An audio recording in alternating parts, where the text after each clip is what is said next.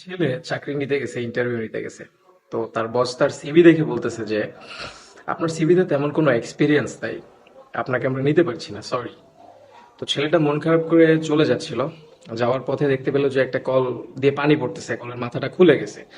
সে তার সিভিটা বগলে নিয়ে তারপর কলটা সুন্দর করে লাগিয়ে দিল, পানিটা বন্ধ হয়ে গেল। তারপর হচ্ছে যে সামনের দিকে যেতে যেতে দেখলো যে একটা জায়গায় লাইট জ্বলে আছে। তারপর লাইটটা সে অফ করে দিল। তো বস আবার এই জিনিসটা নোটিস করছে দূর থেকে। তখন বস পিছন থেকে ডেকে বলল যে রবিন, তুমি কালকে থেকে জয়েন করো, তোমার চাকরিটা হয়ে গেছে। তো রবিন কৌতূহলবশত জিজ্ঞেস করলো, বস আপনি তো বললেন যে আমার এক্সপিরিয়েন্স কম, আমাকে হবে না আমাকে দিয়ে।